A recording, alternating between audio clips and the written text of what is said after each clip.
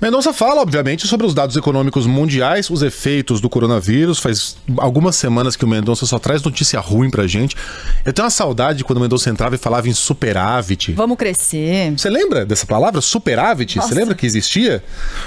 O que tem pra hoje, Mendonça? Bom dia pra você. Bom, uma das razões disso é que eu não aguento mais ficar em casa, né? Então o meu humor Já não tá essa coisa.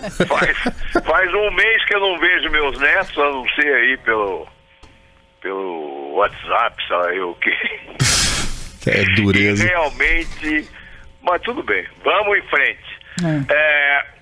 Nós estamos hoje, saíram vários indicadores econômicos do mundo, só para pelo menos falar alguma coisa que me parece boa.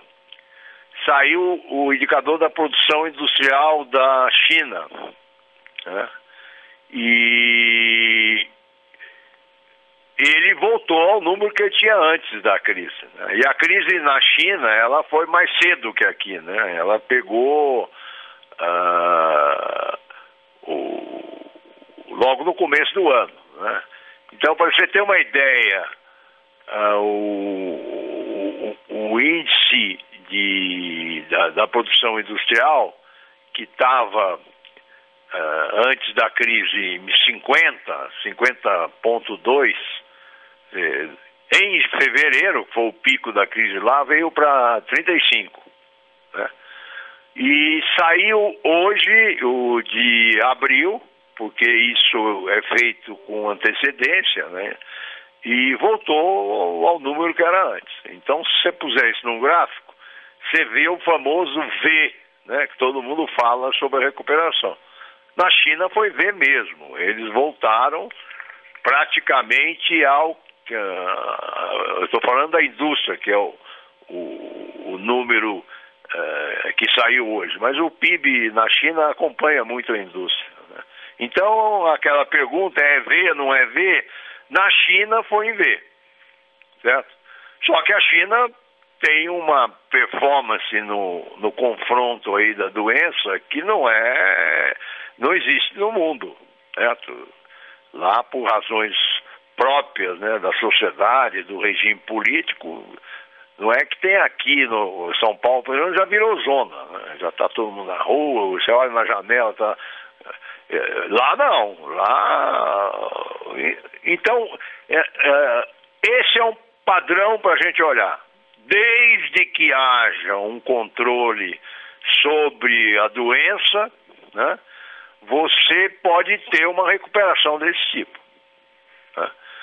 Só que, por outro lado, saiu recentemente a taxa de desemprego nos Estados Unidos, né?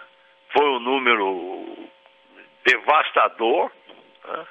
E saiu hoje a taxa de desemprego na Europa. E é muito interessante porque a taxa de desemprego na Europa não mexeu. Era 7,4 em janeiro, fevereiro e março, e foi 7,4 aqui. Então, aqui tem um padrão que eu gostaria de chamar a atenção do ouvinte. Quer dizer, a questão do desemprego, a rapidez que o desemprego vai aumentar, ninguém tem dúvida. Mas a rapidez desse aumento depende muito das regras trabalhistas dos países, né?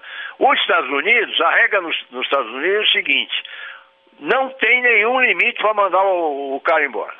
Tanto que a construção civil nos Estados Unidos, por exemplo, quando tem uma obra grande e vem lá a previsão do tempo e diz o seguinte: ó, vai chover durante os próximos 5 dias, eles simplesmente mandam embora o cara.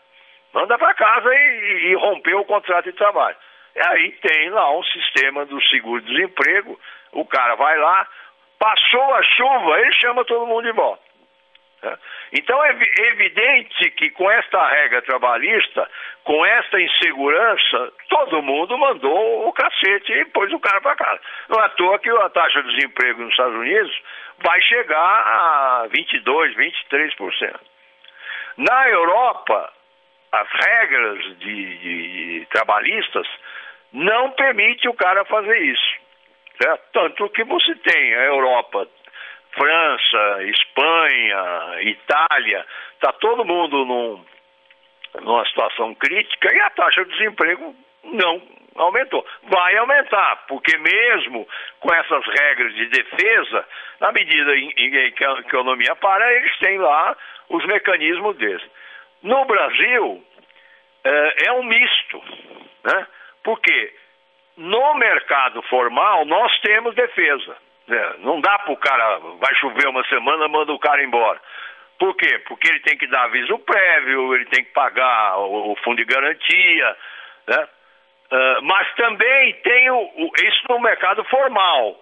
No mercado informal, não é assim. É que nem os Estados Unidos. Vai chover, você manda o cara embora, né? Então, o nosso índice, né, que não é nem a catástrofe dos Estados Unidos e nem a estabilidade europeia, ele é uma mistura dos dois, né? Saiu,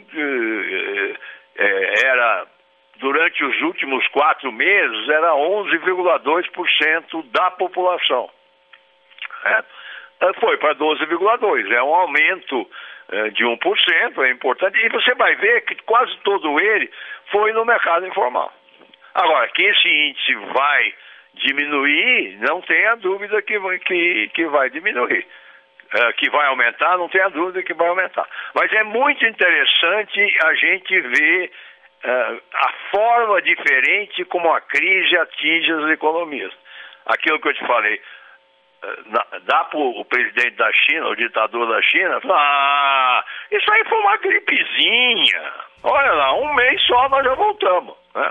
Aqui já não dá para falar isso, pelo menos agora, embora o presidente tenha dito isso. E nos Estados Unidos também o presidente Trump no começo falou, não, isso é uma gripezinha. Não é um negócio sério. Agora, tem um padrão, certo? Que também eu acho que seria bom que o presidente aqui percebesse isso. Quer dizer, quanto mais rápido a estabilização da doença, mais rápido vai ser a volta da economia. Exatamente. Certo? E o que se sabe hoje para estabilizar a doença é